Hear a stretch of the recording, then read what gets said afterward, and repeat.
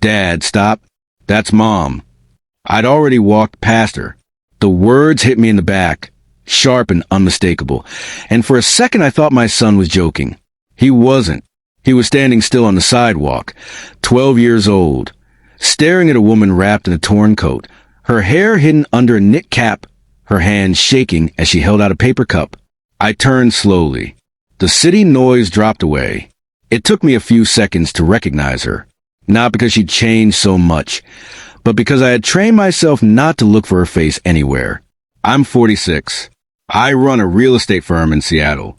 I wear tailored coats, check my watch too often, and tell myself I earned everything I have.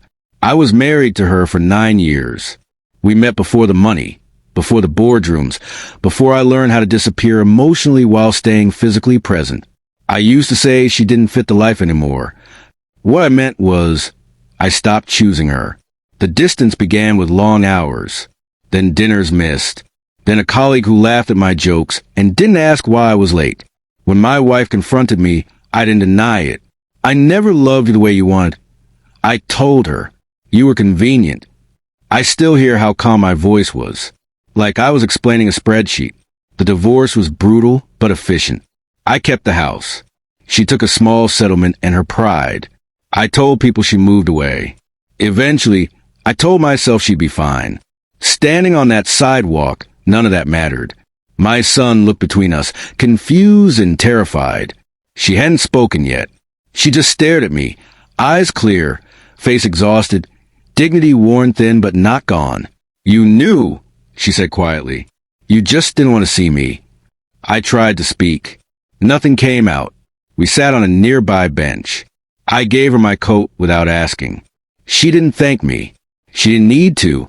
She explained what happened in pieces. A job lost, medical bills, couch surfing until favors ran out, shelters that filled before sunset. Pride, that kept her from calling me. "I didn't want him to see me like this," she said, nodding at our son. But I guess the city decided otherwise. That was the moment something collapsed inside me. Not guilt, not pity. The illusion that my success had been clean. I offered money, a place to stay, lawyers. I said everything people say when they want to undo consequences, without undoing themselves. She shook her head. "I don't want your rescue," she said. "I want you to tell him the truth." So I did. I told my son I left, that I chose work and ego over listening, that I made his mother feel small until she believed it. I didn't dress it up. I didn't blame timing or stress. He didn't cry. He just looked at me differently. The turning point wasn't her forgiveness. She didn't give that. It was realizing I couldn't buy my way back into being decent.